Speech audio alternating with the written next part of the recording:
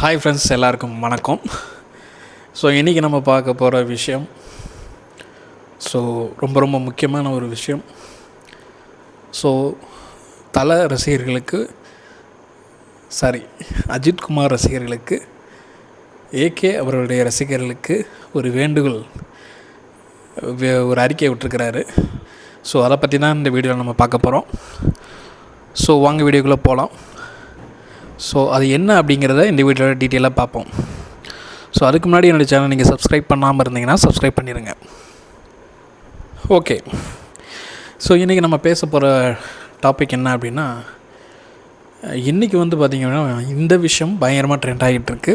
அது என்ன அப்படின்னா, எல்லா க்ரௌடு கூற இடத்துலையும் ஒரு அரசியல் மீட்டிங்காக இருக்கட்டும், இல்லை அடுத்த ஒரு ஆக்டரோட இசை வெளியீட்டு விழாவாக இருக்கட்டும், இல்லை ஒரு தேட்டராக இருக்கட்டும், இல்லை ஒரு கட்சியோட மீட்டிங்காக இருக்கட்டும், ஒரு கட்சியோட மாநாடாக இருக்கட்டும், க்ரௌடு எங்கெல்லாம் கூடுதோ அங்கே அந்த அந்த க்ரௌடு எதுக்கு கூடுதோ அது சம்மந்தமான முழக்கம் இருக்கோ இல்லையோ, கடவுளே அஜித்து கடவுளே அப்படிங்கிற அந்த முழக்கம் எல்லா பக்கமும் இருந்துகிட்டே இருந்துச்சு.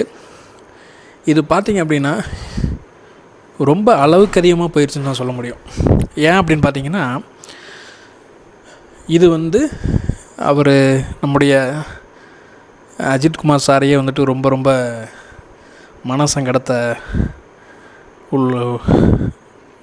உள்ளாக்கியிருக்குன்னு தான் சொல்ல முடியும். அவர் இதை பொறுத்து கொள்ள முடியுமா தான் பார்த்திங்கன்னா ரசிகர்களுக்கு ஒரு அறிக்கை விட்டுருக்கிறாரு. அந்த அறிக்கையில் அவர் என்ன சொல்லியிருக்காருன்னா, தயவு செய்து கடவுளே அஜித்தே கடவுளே அப்படிங்கிற பேசுகிற இந்த இதெல்லாம் தயவுசெய்து விட்டுருங்க. நான் மறுபடியும் சொல்கிறேன், உங்கள் ஃபேமிலியை பாருங்கள், உங்கள் ஃபேமிலியோட பொருளாதாரத்தை நல்லா வச்சுக்கோங்க, சினிமாவை ஜஸ்ட் ஒரு என்டர்டைன்மெண்ட்டாக வச்சுக்கோங்க, இதையே லைஃப்பாக வச்சுக்காதீங்க அப்படின்னு சொல்லிட்டு, அதில் பர்டிகுலராக பார்த்திங்க அப்படின்னா, இதுதான் கடைசியாக இருக்கட்டும், இந்த அறிக்கைக்கு பிறகு நீ யாரும் இதை பண்ண மாட்டீங்கன்னு நான் நம்புகிறேன் அப்படின்னு சொல்லிட்டு உறுதியாக ஒரு வேண்டுகோளை கேட்டிருக்கிறாரு. இதுக்கு அஜித் ரசிகர்கள் என்ன பண்ண போகிறாங்கன்னு தெரியல. பொறுத்திருந்து பார்ப்போம் என்ன நடக்க போகுது அப்படின்னா. கண்டிப்பாக மறுபடியும் இதே முழக்கம் ஏதாவது ஒரு மேடைகளிலோ, ஏதாவது கட்சி மீட்டிங்லேயோ, இசை வெளியீட்டு விழாவிலையோ கண்டிப்பாக இது ஒலிக்கும். ஆனால் இது உடனே இது சரியாகாது, போக போக கொஞ்சம் கொஞ்சமாக சரியாயிடும். ஓகே, இவ்வளோ நல்லவரா அஜித்குமார் அப்படின்னு கேட்டிங்கன்னா, ஆமாங்க. இந்த காலகட்டத்தில் ஒரு ஆக்டர் ரசிகர் மன்றத்தை கலைச்சி பல வருடங்கள் ஆகிட்டுருக்கு. அதுக்கப்புறமும் இன்னமும் இவ்வளோ பெரிய ஃபேன்ஸ் ஃபாலோவர்ஸாக வச்சுருக்கிறாங்கன்னா அது அஜித்குமார் சார் மட்டும்தான். ஏன் அவருக்கு 2 வருஷமாக படம் வரல, ஒரு சில படங்கள் நல்லா ஓடலை, ஆனால் இருந்தாலும் இவ்வளோ ஃபேன் பேஸ் எப்படி அப்படின்னு கேள்வி கேட்குறவங்களுக்கு நிறைய விஷயங்கள் தோணும். இந்த மாதிரி விஜய் இளைய தளபதி பிடிக்காதவங்க அஜித்துக்கு சப்போர்ட் பண்ணுவாங்க, அதே மாதிரி இந்த குரூப் அஜித் சப்போர்ட் பண்ணுவாங்க அப்படின்ற மாதிரி நிறைய கருத்துக்கள் இருந்தாலும், ஒரு தன்னிகர் இல்லாத, சுயநலம் இல்லாத ஒரு நடிகர்னு சொல்லலாம்.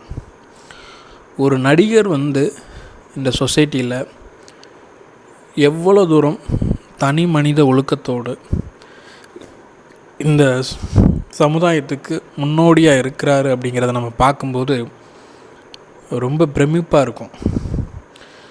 இவ்வளோ பெரிய ஃபேன்ஸ் பேஸ் வச்சுருக்கிற ஒரு ஆக்டர் பார்த்திங்கன்னா எங்கேயுமே பொது நிகழ்ச்சிகளை நம்ம பார்க்க முடியாது. அவரை பார்க்கணும் அப்படின்னா ஒன்று ஏர்போர்ட்டில் தான் இருக்கும், இல்லை அப்படின்னா அப்போக்கப்போ ஏதாவது ஒரு ஸ்லிப்பு, ரீசெண்டாக பார்த்திங்கன்னா ஒரு ஸ்லிப்பு பயங்கரமாக ட்ரெண்ட் ஆச்சு. அதுலேயும் வந்து அவர் ஒரு விஷயத்தை வந்து ஒரு நல்ல விஷயத்தை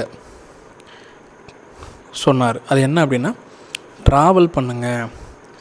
ட்ராவல் பண்ணிங்கன்னா தான் உங்களுக்குள்ள மத இன மொழி இந்த பிரிவினையெல்லாம் பார்க்க மாட்டீங்க, அதெல்லாம் மைண்ட்லேயே வராது.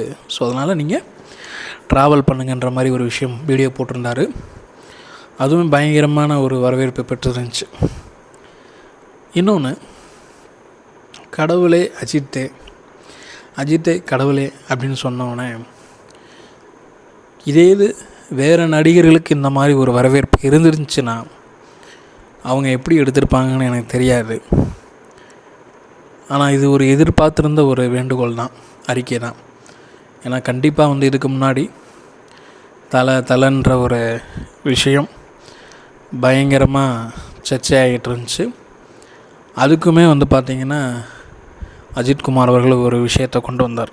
என்னென்னா, என்னுடைய பேர் வந்து அஜித்குமார், என்னுடைய பேரை சொல்லியே கூப்பிடுங்க, இல்லை ஷார்ட்டாக ஏகேன்னு சொல்லி கூப்பிடுங்க, இனிமேல் வந்து தலைன்னுலாம் கூப்பிட வேணாம் அப்படின்ற மாதிரி ஒரு விஷயத்த சொன்னார்.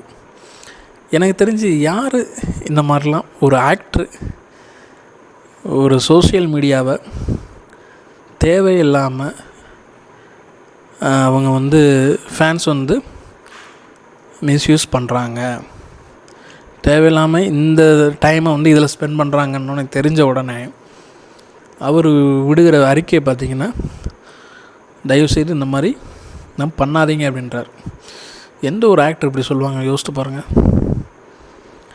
இன்றைக்கி நடிக்க வந்து நாளைக்கு 2 படம் ஓடினவனே அவங்களுடைய பேச்செல்லாம் பார்த்திங்கன்னா பயங்கரமாக இருக்கும். இன்னும் ஒரு சிலவர்லாம் பார்த்திங்கன்னா ஒரு படிக்கு மேலே தன்னுடைய சுயநலங்களுக்காக ரசிகர்களை யூஸ் பண்ணிக்கிறாங்க. எல்லாரையும் சொல்லலை, ஒரு சிலரை. அப்படி இருக்கிற பட்சத்தில் இவர் ஊன்னு சொன்னால் அவ்வளோ தூரம் ஒரு ஃபேன் பேஸ் உருவாகும். ஆனால் இருந்தாலும் பார்த்திங்கன்னா, இன்றைக்கி வந்து ஒரு இசை வெளியீட்டு விழான்னு நான் அட்டன் பண்ண போகிறேன்னு சொன்னால் அதற்கு பயங்கரமான ஒரு எதிர்பார்ப்பு இருக்கும். இந்திய லெவலில் ட்ரெண்ட் ஆகும். அங்கே கூடுற க்ரௌடுக்கு அளவே இருக்காது, அந்தளவுக்கு க்ரௌட் ஆகும். ஆனால் அதெல்லாம் அவர் விரும்புகிறதில்ல. தன்னுடைய சுயநலத்துக்காக தன்னுடைய ரசிகர்களையும் தன்னை சார்ந்தவர்களையும் அவர் பயன்படுத்தி கொள்வதற்கு இல்லை. இன்னொன்றும் இந்த அறிக்கையில் அவர் மறுபடியும் அறிவுறுத்துகிற ஒரு விஷயம் என்னென்னா, உங்களுடைய குடும்பத்தை போய் பாருங்கள் அப்படிங்கிறார். உங்களுடைய குடும்ப பொருளாதாரத்தை உயர்த்துங்க, அதுக்கு என்ன பண்ணணுமோ அந்த விஷயங்களை பண்ணுங்கள். அதை விட்டுவிட்டு தேவையில்லாமல் உங்களுடைய நேரங்களை இந்த மாதிரி விஷயங்களுக்கு செலவிடாதீங்க, பொது இடங்களில் இந்த மாதிரி முழக்கங்களை விடாதீங்க அப்படின்ற மாதிரி ஒரு வேண்டுகோளை விடுத்திருக்கிறார். சரி, ஓகே. ஒரு காலகட்டத்தில் அஜித்குமார் சார் நடித்து வந்து இந்த படங்கள்லாம் ஃபெயிலியர் ஆயிடுச்சு. அப்போ இவர் அவ்வளோதான், இனி அவ்வளோதான், இவர் போயிடுவார், இந்த சினிமா இண்டஸ்ட்ரி இவருக்கு செட் ஆகுது அப்படின்னு பலவிதமான விமர்சனங்களுக்குள்ளே ஆனாலுமே யாரையுமே இப்போ வரைக்கும் ரிவென்ஸ் எடுக்கவே இல்லை. பயங்கர எதிர்ப்பு இவருக்கு, பயங்கரமான ஒரு தனிப்பட்ட ஒரு தாக்குதலாம் நடந்திருக்கு, பயங்கரமான ஒரு எதிர்ப்புகள்லாம் இவருக்கு வந்திருக்கு. பட் இருந்தாலும் எந்தெந்த விஷயத்தை, அந்த நெகட்டிவிட்டி விஷயங்களெல்லாம் தூக்கி ஓரமாக வச்சுட்டு நம்ம லைஃப்பில் முன்னேறணும்னா ஒன்லி பாசிட்டிவ் திங்கிங். நம்மளுடைய லைஃப்பில் முன்னேறணும்னா நம்முடைய டைமை எதுக்கு ஒதுக்கி நம்ம அதை செலவு பண்ணணும், எதை ஃபோக்கஸ் பண்ணணும், எதை ஃபோக்கஸ் பண்ணக்கூடாது, எதை மண்டையில் ஏற்றிக்கணும், எதை மண்டையில் ஏற்றக்கூடாது அப்படின்னு சொல்லிட்டு பயங்கர தெளிவாக இருந்து பல தோல்விகளை பார்த்து இன்றைக்கி வெற்றி நட போகிறான்னு தான் சொல்ல முடியும். சரி, ஓகே. அவர் சந்தித்த கஷ்டங்கள் வந்து நிறையா. பல அவமானங்களை தாண்டி தான் அவர் வந்திருக்கிறாரு. ஒரு நடிகை வந்து இவர் கூடலாம் நான் நடிக்க மாட்டேன், ஏன் மார்க்கெட் போயிடும்னு சொல்லி அந்த படத்தில் கால்ஷீட் தராமல் போயிட்டாங்க. ஆனால் அவங்களுடைய மார்க்கெட் போன நேரத்தில் அவங்களுக்கு இவரோட படத்தில் சான்ஸ் கொடுத்தாரு. எப்படிப்பட்ட ஒரு கேரக்டர் பார்த்தீங்களா? இதெல்லாம் வந்து நம்ம வந்து அது ஒரு விஷயம், இந்த விஷயம் மாதிரி விஷயங்களை நம்ம எடுத்துக்கணும். நம்ம ஒருத்தங்க நமக்கு கெட்டது பண்ணிட்டாங்க அப்படின்னு சொல்லிட்டு அதை ரிவென்ஸ் எடுக்கிறதுக்காண்டி நம்ம முன்னுக்கு வரணும் அப்படிலாம் யோசிக்காதீங்க. அவன் அப்படி பண்ணதுனால தான் என்ன பண்ணுறோம், நம்ம வாழ்க்கையில் முன்னேறதுக்குரிய விஷயங்களை தேடி கண்டுபிடிச்சி அதை நோக்கி பயணிக்கிறோம். அப்போ என்ன பண்ணுறாருன்னா, அந்த ஆக்ட்ரஸுக்கு வந்து அவங்க மார்க்கெட் கம்மியான டைமில் அவர் வாய்ப்பு கொடுக்குறாரு. இன்னொரு இடத்துல பார்த்தீங்க அப்படின்னா, அவர் ஒரு சில படங்கள்லாம் நடிக்கிறாரு. அப்புறம் செகண்ட் ஹீரோ இந்த மாதிரி சப்ஜெக்டாக தான் போயிட்டுருக்கு. ஒரு டைம் வருது, ஒரு நார்மலான ஒரு வாலிபர், அவர்கிட்ட ஒரு சைக்கிள் கூட கிடையாது, ஒரு லப்பர் செருப்பை போட்டுட்டு, நான் யாரை சொல்லணும்னு உங்களுக்கு தெரியும், அந்த டைரக்டரை நிறைய மேடைகளில் சொல்லியிருக்கிறாரு அஜித் சாரை பற்றி. அவர்கிட்ட வந்துட்டு கதை கேட்குறாரு. கதை கேட்டு கதை பிடிச்சிருச்சு, அந்த படத்தில் நடிக்கிறாரு, பயங்கர ஹிட்டு. அந்த டைரக்டருக்கு, சைக்கிளே இல்லாத அந்த டைரக்டருக்கு அப்போ ஏதோ ஒரு கார் வாங்கி கொடுக்குறாரு. மாருதி 800 சம்திங் ஏதோ ஒரு கார் வாங்கி கொடுக்குறாராம். ஒரு மனுஷனுடைய கேரக்டர் பார்த்தீங்களா? அவருமே ஸ்ட்ரகிளான அந்த நேரம் அவர் என்ன பண்ணியிருக்கலாம் அப்படின்னா, ஏதோ பண்ணியிருக்கலாம். ஆனால் தன்னுடைய படத்தோட வெற்றிக்கு காரணமாக இருந்த டைரக்டர் அவருடைய வளர்ச்சியிலே நம்ம பங்கு இருக்கணும்னு சொல்லிட்டு அவர் என்ன பண்ணுறாரு, அவருக்கு ஒரு கார் வாங்கி கொடுக்குறாரு.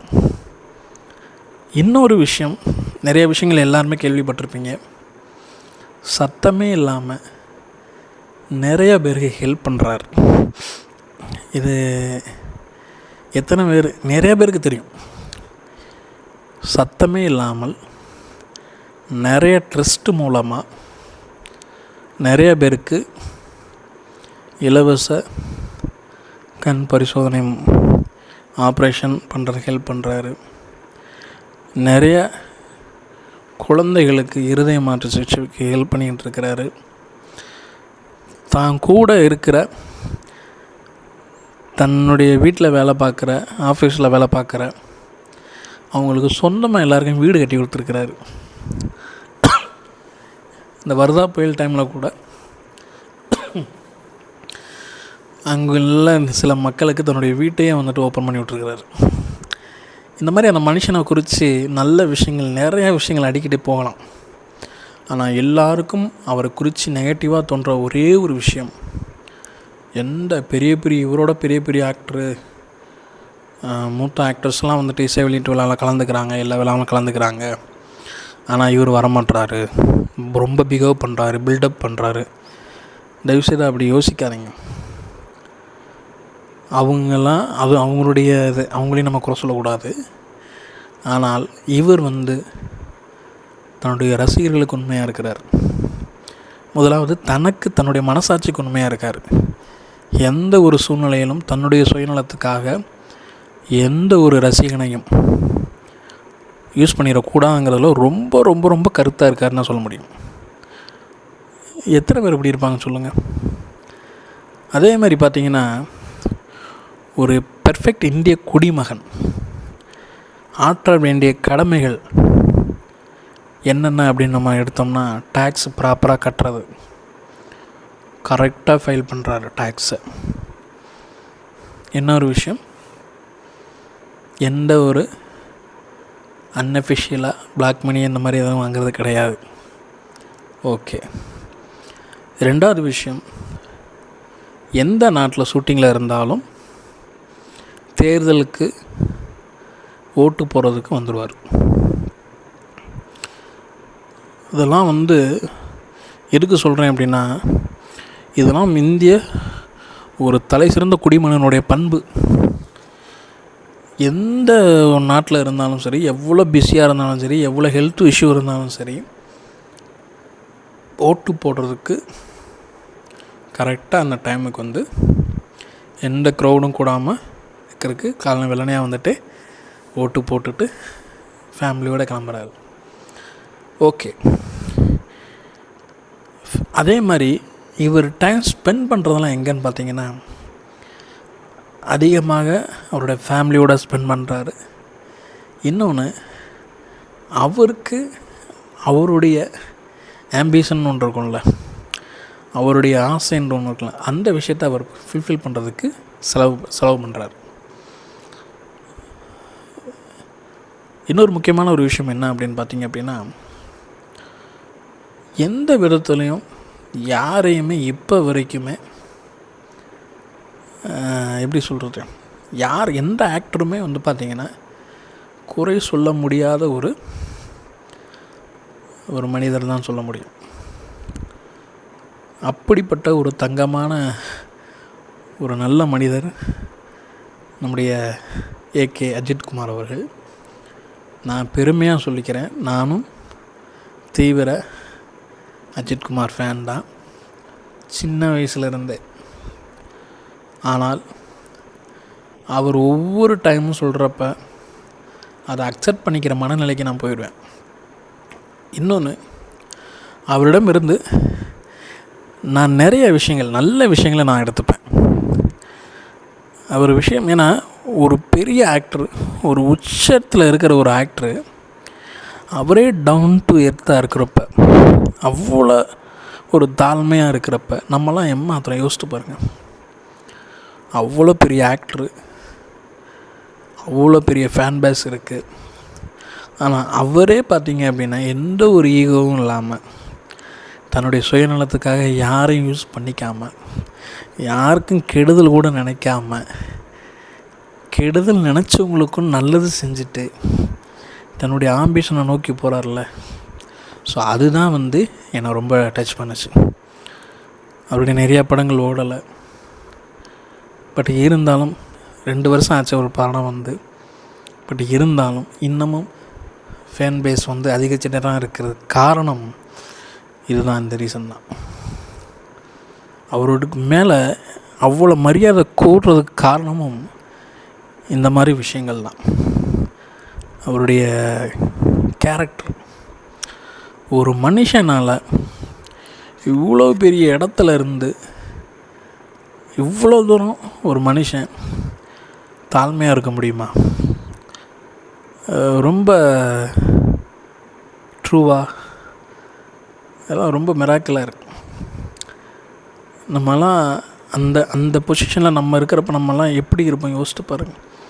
தலைகள் புரியாது. ஒரு மனுஷனுடைய வளர்ச்சிக்கு மேலும் மேலும் வளரணும்னா இந்த மாதிரி பண்புகளை நீங்கள் வளர்த்துக்கிட்டிங்கனாவே போதும், வேறு லெவலில் போயிடுவீங்க. உங்களுடைய ப்ரொபோஷனலாகவும் சரி, பர்சனலாகவும் சரி, உங்களுடைய கேரக்டர் வைஸ் நீங்கள் வந்து கரெக்டாக, நேர்மையாக, ட்ரூவாக, இந்த சொசைட்டிக்கும் சரி, உங்களுக்கும் சரி, உங்களை சார்ந்தவங்களுக்கும் நீங்கள் ட்ரூவாக இருக்கும்போது உங்களுடைய வளர்ச்சியை யாருனாலையும் தடுக்க முடியாது. ஏன்னா நீங்கள் எல்லாருக்கும் ட்ரூவாக இருக்கப்போ கடவுளுக்கும் ட்ரூவாக இருப்பீங்க, கடவுள் உங்கள் கூட இருப்பார். ஸோ ரொம்ப பெருமையாக இருக்குது. ஏன்னா நான் இது எதிர்பார்த்தது தான். எல்லா பக்கமும் ட்ரெண்ட் ஆகிட்டு இருக்கிற ஒரு விஷயம், பயங்கர வைரலாக போய்கிட்டு இருக்கிறது அஜித்தே கடவுளே கடவுளே அஜித்தே அப்படின்றது. ஆனால் எனக்கு யோசிச்சுக்கிட்டே இருந்தேன், கண்டிப்பாக இது வந்து அஜித் சார் காதுக்கு போகும், அது கண்டிப்பாக அவர் ஒரு அறிக்கை விடுவார், அது கூடிய சீக்கிரம் நடக்கும்னு நினச்சேன். அது இவ்வளோ சீக்கிரம் நடக்கும்னு நினைக்கல. அது மாதிரி அறிக்கை வந்துருச்சு. அவர் மறுபடியும் சுயநலம் இல்லாமல் தன்னுடைய ரசிகர்களுக்கு ஒரு பணிவான வேண்டுகோள் தான் வச்சுருக்கிறார். தயவுசெய்து இனிமேல் இதை பண்ணாதீங்க, நீங்கள் பண்ணாமல் இருக்கிறது எனக்கு ரொம்ப சந்தோஷம், நீங்கள் பண்ண மாட்டீங்கன்னு நான் நம்புகிறேன்னு சொல்லிட்டு அந்த அறிக்கையில் அவர் வேண்டுதல் விடுத்திருக்கிறார். ரொம்ப ப்ரௌடாக இருக்குது. இப்படிப்பட்ட ஒருத்தருக்கு நான் ஒரு ஃபேனாக இருக்கேன் அப்படின்னு சொல்லிட்டு. ஓகே ஃப்ரெண்ட்ஸ், இந்த வீடியோ பார்க்குற நீங்களும் தலை அஜித் ஃபேனாக இருந்தீங்க அப்படின்னா, சாரி அஜித்குமார் சார் ஃபேனாக இருந்தீங்கன்னா அஜித்குமார் சொல்லிட்டு கமெண்ட் செக்ஷனில் டைப் பண்ணுங்கள். இனிமேல் அந்த தயவுசெய்து எந்த க்ரௌட்லேயும் சொல்லாதீங்க. நான் இந்த இதை நான் ஏற்றுக்கிறேன். அஜித் சாருடைய அந்த வேண்டுகோளை ஏற்றுக்கிட்டு இனிமேல் எந்த க்ரௌட்லேயும் தேட்டர்லேயும் கூட இந்த இதை நான் சொல்ல மாட்டேன். ஸோ இதே மாதிரி நீங்களும் உறுதிமொழி எடுங்க. ஓகே ஃப்ரெண்ட்ஸ், இதே மாதிரி இன்னொரு வீடியோ சந்திப்போம். பாய் பாய்.